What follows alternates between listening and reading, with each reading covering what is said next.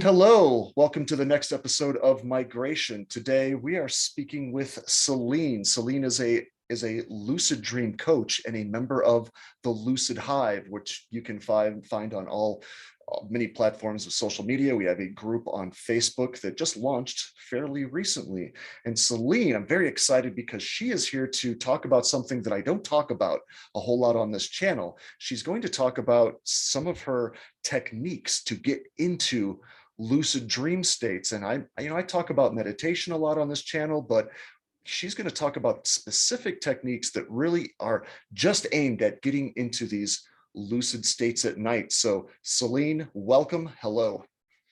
Thank you, Ian. Happy to be here. Thanks for having me. So glad to have somebody who can speak on this because, as I've said, all of these things kind of came to me fairly spontaneously, and I kind of just let them come and go as they would. And I've tried a lot of different techniques over the years, but never really worked with them a whole lot. But so tell me a little bit about your background. How did you get started with all of this? It sounds like you started when you were a kid. Is that right? Yeah, that's right. So I had lucid dreams as a kid, and I didn't quite realize, I guess, that there was something different about them, that other people weren't having them as frequently as I was. But yeah, no, it's I remember some of my first ones. I was with my mother, and I would see my mom in my dream and look at her. And that was the trigger for me, because there was something wrong. That wasn't my mom. You know what I mean? I was just like, what, who is this? And that, of course, then I started realizing that I was dreaming and that I could still do things in my dream, like that I couldn't do in my waking life. Right. So how old do you think you were, about, like, from the first? I want to say around 8, but Okay. it could have been before that.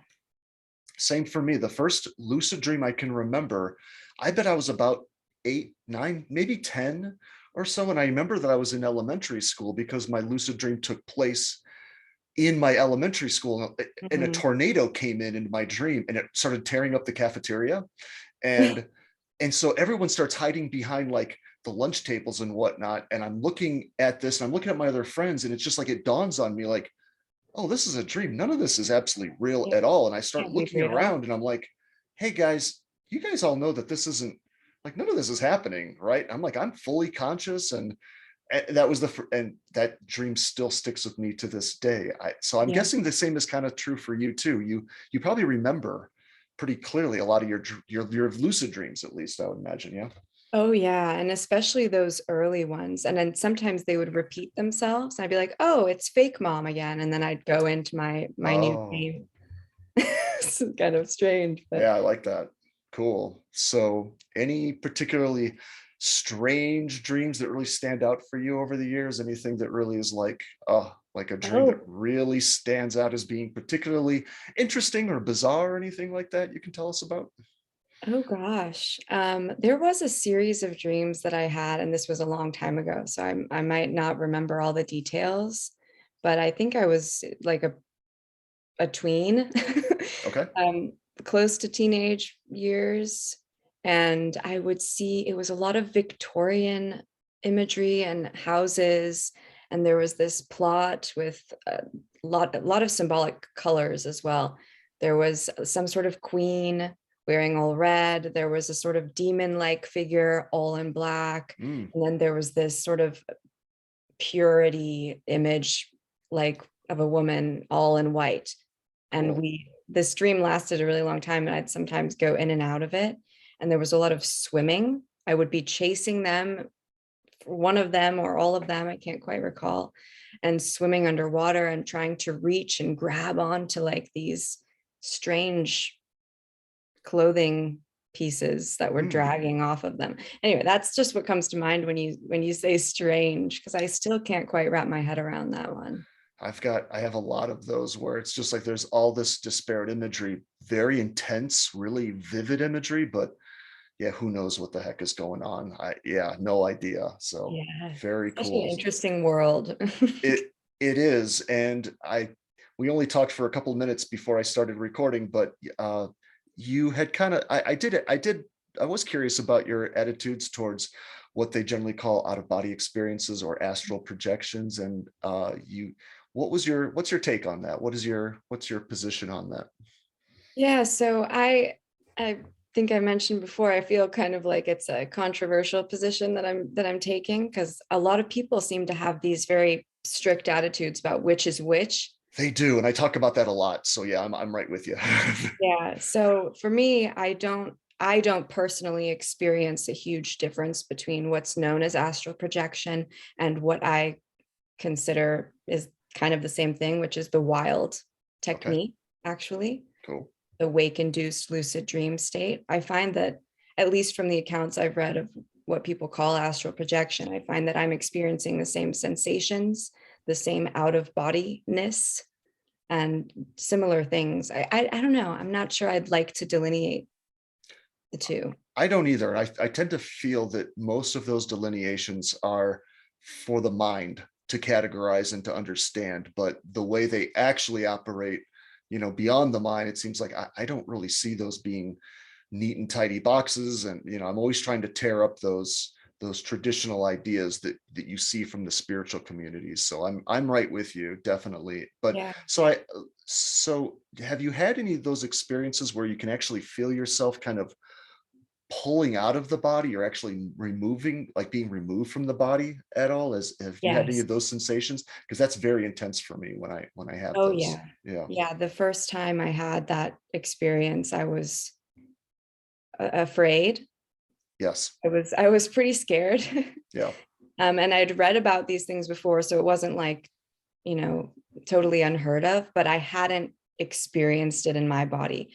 And when you start to feel those sensations, like the heat, the buzzing, The I started buzzing. to feel these like magnetic, like sort of, I was being pulled in a very magnetic way towards and away from things. Hmm. And I don't know, it's when you're actually feeling those things, it's not the same as reading it in the book. No, not at all. In fact, they often call that, that those bright vibrational states. You'll hear about that a lot in the lucid dreaming communities. Like, that's those states, like right before you are going into some of those, either whatever you call it, the astral projection states, the fully conscious states, that your body is vibrating in a way that is, to me, that is, even to this day, sometimes it's still a bit disconcerting. I mean, it is like such a weird, it's like your body goes into this a hyper energized state, and it is like it can feel like electricity Yeah. just moving through you. That's how it is for me, at least. Yeah, and it's my understanding that at least part of those sensations that we're feeling is when sleep paralysis is kicking in. Hmm. So even more, and then you get some people who've got these wild images, or even beings that, come to sit on their chest or do Sure. different things. Yes. I haven't experienced that particular phenomenon myself, but I do get the buzzing and then the reaching and almost pulling out of my own body. Yeah. Yeah, definitely.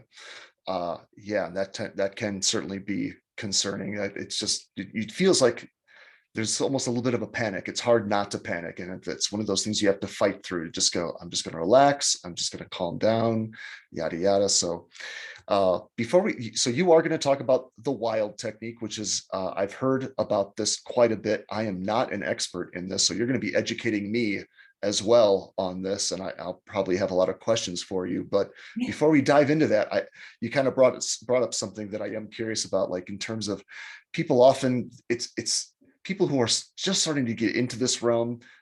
There's a lot of fear, there's a lot of concern, like, well, what will happen? What is it scary? Am I dealing with things that are going to be frightening to me? So, and it's a hard question to ask for me, because sometimes that answer is, well, yes, but I've never walked away feeling that I didn't learn something from that experience. I never felt that I was ever in any real danger, but there definitely can be fear in some of these states. So I'm wondering, if do you have any stories where something happened that was particularly frightening to you at all, that was really, like, really bothersome to you?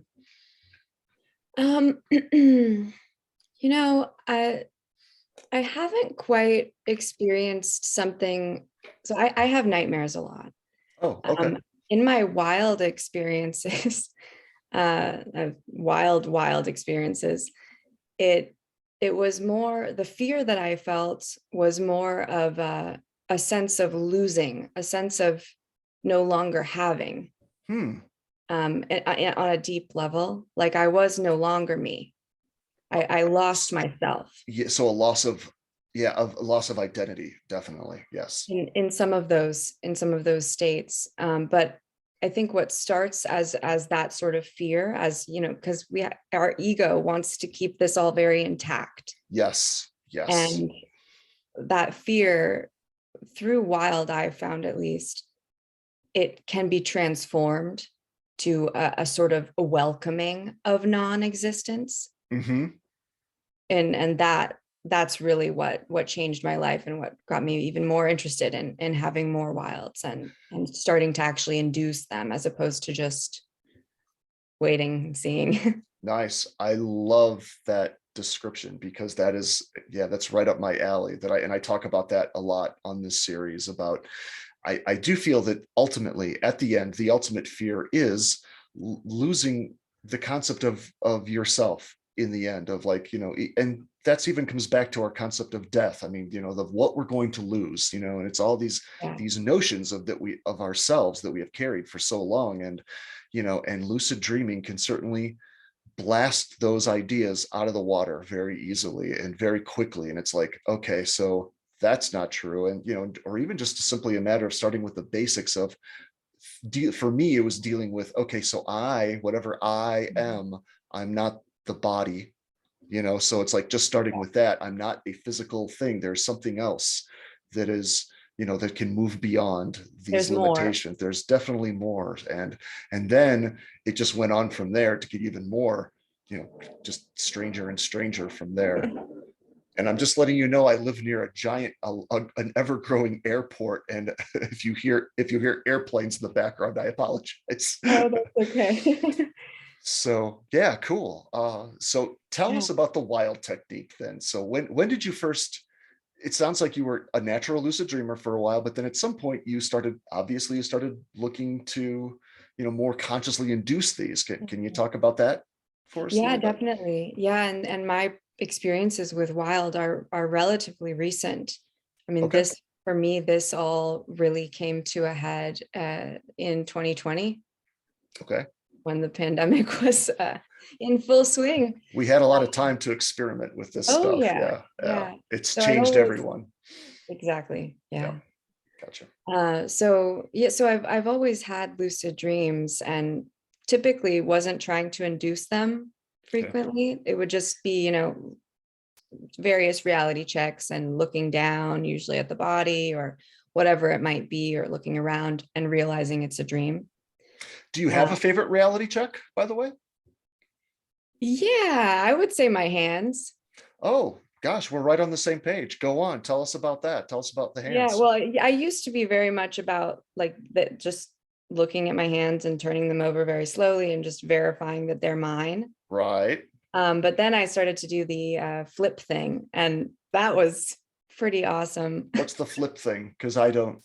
Yeah, so the flip thing, I got this from Lana Sackwald. She's also Uh-huh. a lucid hiver as well. Oh, she And she it's, lives in my area. Len and I have done oh, shows together. cool. Yeah, yeah. We Oh, that's really cool. yeah. Yeah, so it's you just flip the hands really, really quickly. Oh, And interesting. typically when you do that, it's like this sort of electric charge that your hands respond in weird ways. Like I've had my hands become lizard hands, Uh-huh. or just other hands that are just definitely not mine. And when you do the flip quickly, which I Okay. hadn't tried before, it happens. It's like phew, and all of a Huh. sudden, I mean, it's hard to not realize that you're dreaming when you have new hands. Totally. So you said you got that from Lana? Is that where you Yeah, from first Lana. heard? Yeah, where she has a Get Lucid with Lana Mm-hmm. company that she does, and that was one of her reality checks that she recommended.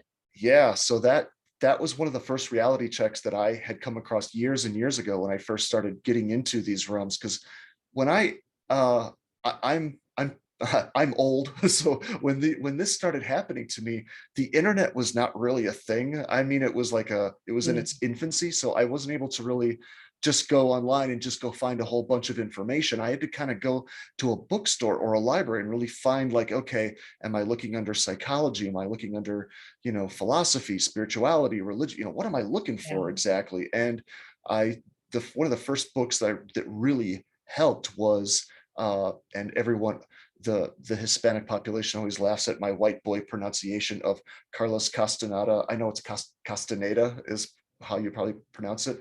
Have you heard of Carlos Castaneda?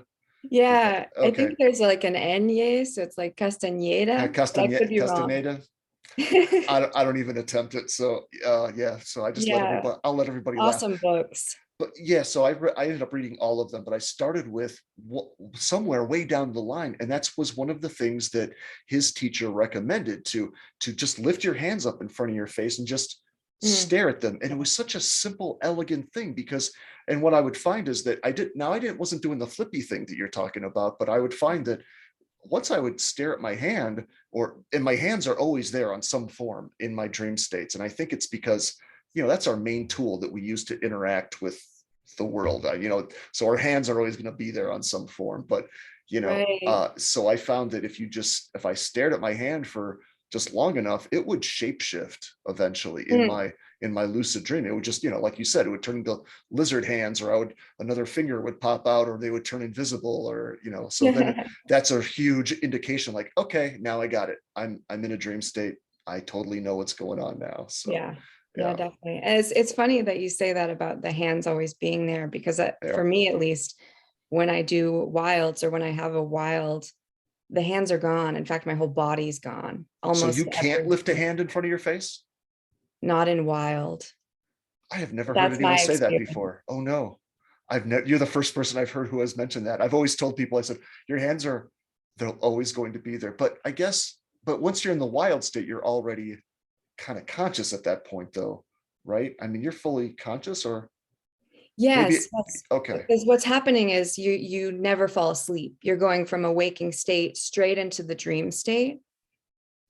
And at least for me, in my experiences with wild, which very much feel like out of body experiences, I never start with my body. Okay. So Okay. when I exit myself, I'm not in a body.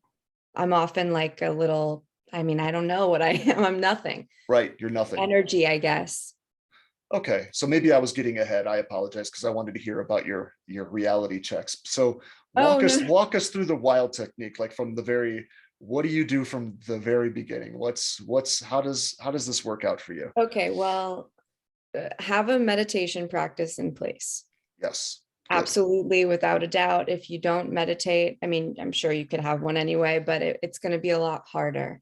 I agree. Yes, I feel like that's number one. yes. Um, Meditation probably leads us to the next point, which is non-attachment. In my experience, the less I attach to wanting to have the wild or expecting it, the more likely I am to actually have it, which is so difficult, right? It is. It's a catch 22 when you're dealing with what you want, the desire, right? Definitely. Yeah. Yeah. Yeah. So relaxation techniques. So what I do, if I want to actually induce one, or I try not to think of it like inducing, because again, if you're calling it an induction, then you're attached to an outcome, right? Right. So are you But laying down, like, or are you just in a regular, like a sitting meditation pose? Or are you like, do you do this in bed or? yes, so I've done it a couple different times in a nap type of setting, Yeah. but I would say the easier way would be to wake up in the middle of the night and do a wake back to bed sort of setup. Oh, okay. Wake up Yes. in the middle of the night, stay awake for 10 to 15 minutes, and then from there, start doing some relaxation exercises, do some deep breathing or any other breathing techniques that you are drawn to or like. And then just start to relax the whole body. I like to do a body scan, Hmm. starting with the feet, Yep. moving up my whole body, and just relaxing, consciously relaxing every part of the body. Nice. Sometimes I'll do that a couple times until what ends up happening is my body sleeps. My body will fall asleep and my mind stays awake. So That's what once you you're want. That's there, what you want. Exactly, right? You yeah, want your once you're body. there, Yep. once you start to feel those sensations like we talked about, Hmm. then you're kind of in. And if you can push through whatever fear may be coming up, Yes. then you're just basically, grabbing hold of your dream state and walking into it. That's exact. And it's so now that you've laid that out, that's what I have been doing. It's I just didn't know there was a name for it. So There yeah, you go. that's definitely it. Wilding It's like, out. yeah, well, okay. I guess I know I never had that laid out for me before. So I've heard of that. I'm like, okay, so that's what I've been doing naturally. Because to Yeah. me, that's really my philosophy all comes back around to it's really all about getting the body out of the way. Like at some point you got to get the body out of the way, and it all depends on, and there's lots of different ways to do that. It's like you can do that through, through a meditation technique. It naturally happens while we sleep. The body, falls asleep, you go into sleep Mhm. paralysis.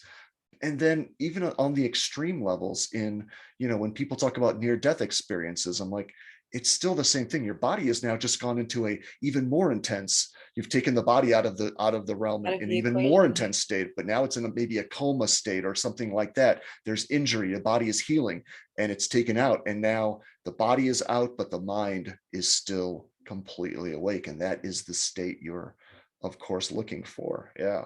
Cool. Absolutely. Cool. So how long have you been working? You said wild is fairly new for you. Uh, Yeah. yeah. Do you do it? Is this something you do every night, or is this something No, just definitely not. okay? In the past 9 or 10 months, I would say I've had as the equal number once a month or less Okay. lately. Yeah. Um, but yeah, no, it's the wild experience. My initiation, if you will, into the first wild that I had was so profound and so touching and moving that was why I decided to start teaching these things. I mean, I'd been lucid dreaming for years, and there's a lot of I think there's still a lot of stigma around, like, even just talking about these things in circles that aren't that familiar with them. So I was really stuck for a while and not sure how to share this with people.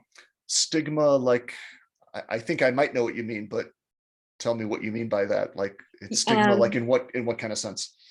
well, for example, I'll give you somebody in my life I shared one of these experiences with. In fact, it was my first wild experience and Okay. the first time that I felt my body, moving outside of itself. Yes. And that person said, okay, well, don't tell anyone that because they'll think you're crazy. Oh, that's so sad. Yeah. Yeah, it is kind of Yeah. sad. But I mean, that is So the general attitude we have in this culture of, anything that goes against the typical mindset, the typical framework, then you're definitely, you must be nuts, right? And right. I've what's So funny is that I feel because of these experiences personally, it's like I'm actually more sane. I'm more sane now. No, trust me. honestly, But I honestly, am. I mean, I'm healthier now than I possibly could be if I had not ever had these experiences. I'm exactly. actually I would, so every once in a while I think about where I would be if none of this had ever happened. Like if I never tapped into this, and I don't know. I I think the outlook would not be, I don't think I'd be, on meth in some alley or anything like that, but I think that I would certainly be not anywhere near as happy and productive and working on what I want to and being able to focus on what's important and all that stuff. Absolutely. And So, that's yeah. exactly what happened for me is I had this experience and it was like I was touching death and I wasn't afraid anymore. Yes. And I Yes. realized that like this is what I need to do. I need to share this. I need to help other people get into these states so that they can process what it actually is to be alive. So how has your attitude towards death changed? Has it changed Oh, since you've been doing? absolutely. Yeah, can you talk about that at Oh, all? What, yeah, yeah, yeah, definitely. because I I mean, I think did a whole episode on that, and it actually uh, still, it's not gotten a lot of views. I think people actively avoided it because I mean, it's like that's people don't want to think about it. You know, uh, they don't want to talk we're about it. And I went oh, into it. absolutely. Yeah. So tell We're me about that. yeah, we're totally conditioned to avoid it, and I'll definitely watch that episode later. Yeah. Yeah. Um, Cool. so yeah, I mean, you know, the things that the media, society, whatever, however we've been conditioned, Right. we're often told to fear death. We're told that we should fear aging, that we shouldn't be getting older, that we're supposed to be Yes. young forever. Okay. I mean, who actually wants that? Does Right. anyone? Okay, I mean, I'm sure there are people that do, at least to look that They way, think they do. I think they think they do. Yeah. right? Right. So we have all these messages being sent to us about how things should be, and there's also, different timelines people are told to follow. And I think that I was very much kind of trying to do that, trying to fit in, trying to follow the timeline or the guideline of how you're supposed to live your life. Yep. And when I started to have just particularly the wild experiences, there was a huge shift in my life. I mean, I totally changed my life. I moved back to my hometown. I quit my job. Oh, I, wow. I'm now doing a degree program to also become a psychotherapist. I want to combine lucid dreaming Oh, that's so cool. with Yay. psychotherapy. So, I mean, Great. just it totally changed my life. But back to death, sorry. No, that's great though. Um, No, but that's all part of it, that it yeah, changes you. it really is part It's of it. it's a life-changing thing when you start getting into this. I mean, you really, when you Exactly. break out of, I use the word the matrix for lack, because that's something that we all understand on some level, but when you start breaking out of those, the context that we have been handed, yeah, it's amazing. I mean, and I'm this in the same way. Like once I really started tapping into this, I started painting more. I started writing more. I started this video channel. I'm like, I don't care if only a few people see this. I'm gonna start expressing what has really been going on with me over the years. So it's awesome. Yeah, Definitely. definitely. Yeah. And Cool. and I think it really, that in and of itself, the closeness to death that you can experience in these Yes. states, Yes. it almost makes it possible to fully live, to fully accept what life is. Exactly. I love And that. that makes it then possible for you to flourish and thrive and do those things that maybe you have been, holding yourself back from. Absolutely.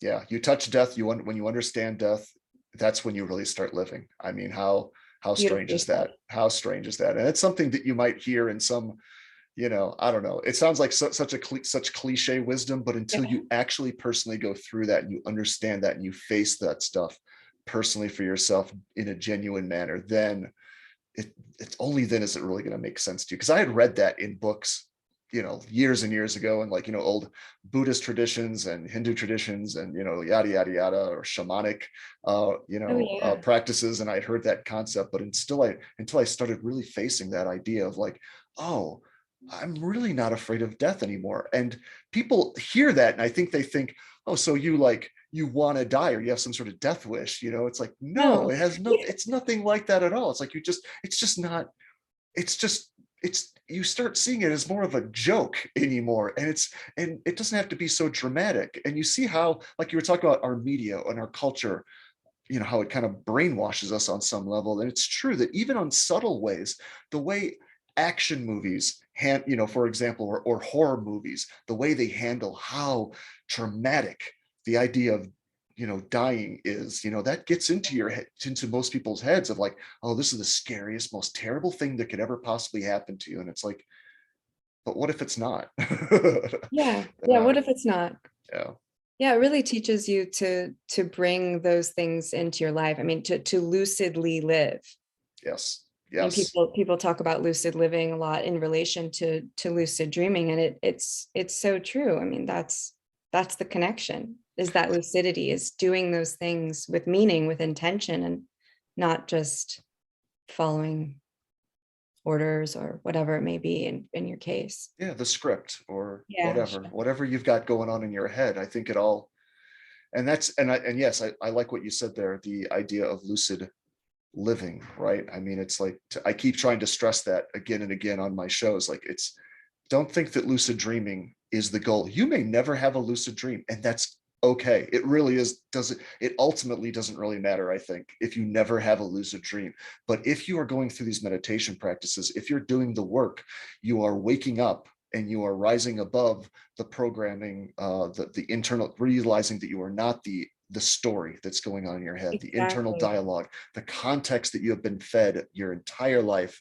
That is what it is. It's all about that. And you will wake up regardless. Like I said, in my case now, I had about 18 years where I was lucid dreaming almost every night, in some cases for hours on end. I mean, it was this weird bout that started around the age of 19 or so. And it became almost too much. It's like I was downloaded. It's like a whole bunch of information was downloaded to me over years and years of time. And now I'm in this spot where I'm like glad that I don't lucid dream that much actually anymore. I'm like, now I've been able to start moving all of this information and this wisdom now into my daily life. And I'm starting to really practice this. So now there's a balance between, like, Right. now there's a balance between my consciousness in my nightlife and my consciousness in my daily life. So Yeah, and integrating those yes. two forces almost.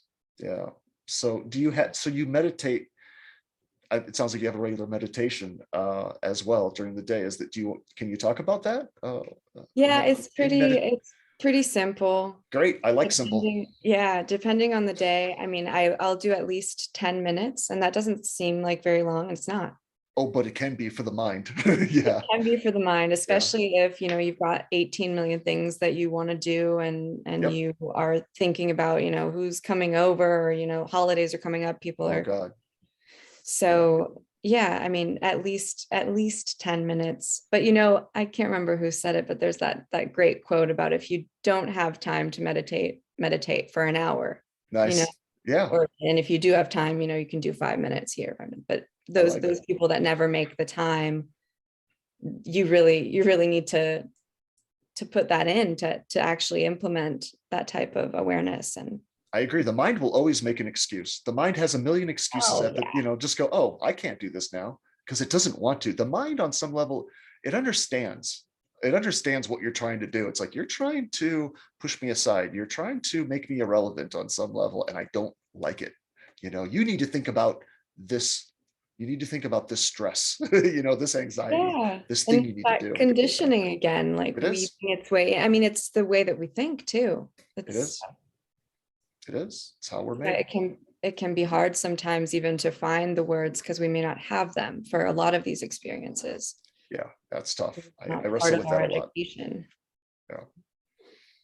So what do you do? So what's your technique? Like, do you just sit, breathe?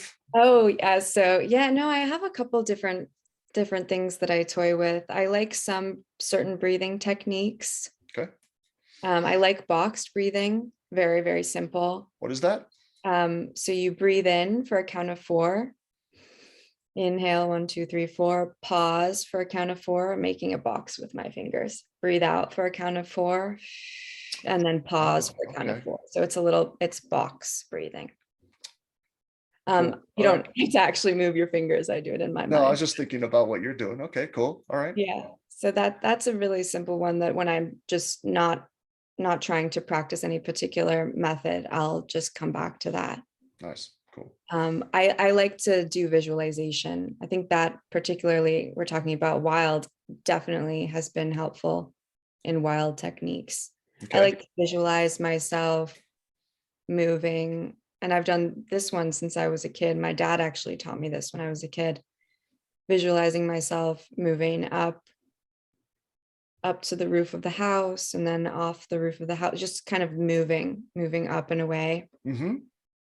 and then out into the world, even higher and higher, sometimes up to the moon or other different planets. Detaching from your world, right? I mean, that's what it is. You're just kind of Yeah. moving away from the world that you are aware of. That's a good visualization. Do you do any other, I don't know, like mantras or anything like that? Have you tried any kind of, I don't know, going through the chakras or anything else like that at all? Oh yeah, yeah, Yeah. absolutely. Definitely focus on the chakras before, typically while seated. For some reason, I can't get myself to do it lying down, but starting with the root chakra and then moving up. Hmm. Yes. Yeah, no, I also like the sort of bright light meditation, and depending on how you learn it, it could start in any different place in your body. Maybe if you want to focus on your heart, or some places that need healing in your life, you'd start there and Okay. slowly fill the body with this white brilliant light. Yes. Yes. Or alternatively, starting with the top of the head, moving down, just depending on what you're drawn to and how you see it in your own body. Awesome. Awesome. Have you, I'm assuming you probably use that for healing techniques. Have you had any success with healing yourself on any level doing that kind of stuff? Because that's something I started doing after a while. I started realizing, oh, I can like actually get rid of ailments on some level. I mean, mild stuff for the most part, but just like I could like wipe out Oh yeah. colds and or anything like that. Like, and I don't want to curse myself, and I don't believe in that either, but I have not been sick at this point in my life. I honestly cannot remember the last time I've been sick. It's been so many years. I really can't remember the last time I've even had a cold. I just don't remember. I just don't Yeah, get sick. So who knows? But yeah, have you had any yeah, experience? definitely. No, I really feel like meditate. I'm also a yoga teacher, Oh, and what kind of yoga, may I ask? mostly yin at the moment. But Yin. I was Hmm. trained in Vinyasa flow, which is Okay. like you know. Yep. My So, dad is a veteran hatha yoga teacher, so oh, yeah. nice. Cool. Oh, very nice. Yeah, Yeah. yeah. Helps. That So helps. I'm all about healing. I mean, physically as well. I've been really into. I don't know if you've heard of Serge. I'm not sure if I'm pronouncing his name correctly. Serge Kahili King. He's a Hawaiian shaman.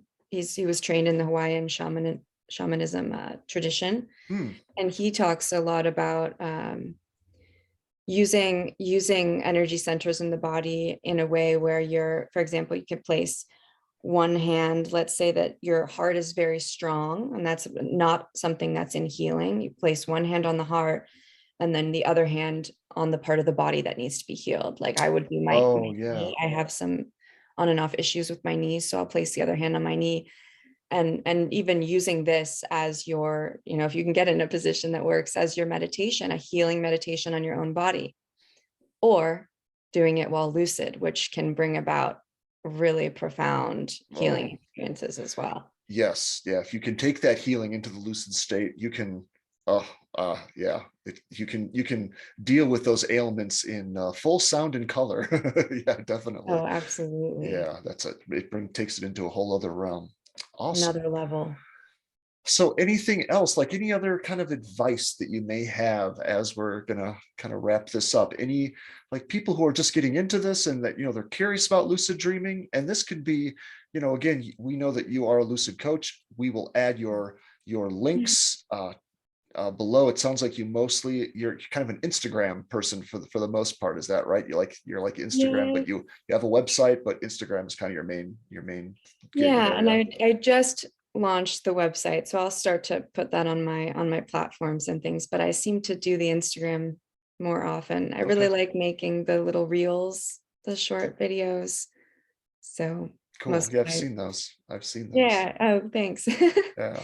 So, yeah, any other kind of advice for people beyond, they should definitely contact you, but any other, Yeah. uh, uh, you know, Yeah. Well, resources, books that you felt were helpful, or I don't know, anything that you can think of that you would tell someone who's never experienced this, or maybe has only had like one lucid dream. It's like, I want to get into this. I want to have more of these. yeah. I would say, um, well, first off, don't believe what what you what you hear or what you read about some of these things, because it is so unique. And if Yes. you experience something that you've never read about or never heard about or don't understand, it's okay. That is an experience that is powerful and meaningful to you. And it Yes. doesn't matter if someone's written about it before. Yes. Yes. I like that because that's something I feel in retrospect so lucky that I didn't have access to all the information when this started kicking in, and I was experiencing still things I'm still kind of unraveling, really weird things like being in I did a video on bilocation, the idea of being consciously in two places simultaneously at once. And that was very disturbing and confusing to me. And it was really tough to find any information on that at the time. Like what the hell's going on? Like what is, things like that. And, or even just trying to understand the connections between, like, what is the connection between lucid dreaming and these astral projection experiences I'm having? Like, Right. is there a division? Like, it's because I couldn't see a division, it just seemed like, well, sometimes I was on planet X that had, it seemed like just a dream world. And then sometimes I was in, I could go back to my childhood home and see what my mom was doing, like 200 miles away or something like that. And it's like, I had to really make Yeah, sense of it for absolutely. myself, so yeah. Yeah, and talk about it. Right. Talk about it. Don't be afraid to talk about it. I mean, find people who actually want to listen to what you're saying and talk about it, because this is so, I mean, I feel like we've barely touched the surface of I all of agree. this. I mean, as you know, as a civilization. Totally. Yeah. We've just barely scratched the surface. Totally. I agree. Yeah. Yeah. Yep. Very good. Well, Celine, well, thank you so much. I've really enjoyed this talk because I needed this as well. So hopefully the viewers, I know that they'll dig this as well, because I know that I I tend to, I don't know, I don't give a whole lot of, I don't know, sometimes I feel like I don't give a whole lot of concrete practical advice. I try to from time to time. I do like a meditation technique or something like that, but a lot of what I'm doing is trying to get people's heads wrapped around this to Mhm. begin with. It's like, because I feel like your state of mind is so important. The way you approach these realms, you first have to understand how these realms work and how important it is to get out of your context, your framework that you keep running in your head all Absolutely. day long. So that is, to me, that's like the number one thing. So I sometimes I miss just the concrete, like, hey, do this, uh, yeah, Yeah, I like that. definitely. So And do you then set an alarm when you do the wild technique? Do you just wait, just let yourself naturally wake up in the middle of the night and start that? Or do you set an alarm or something? so I know. that depends on if I really need something, if I'm looking for an answer to something, Mm, or if I'm just really needing that experience to happen.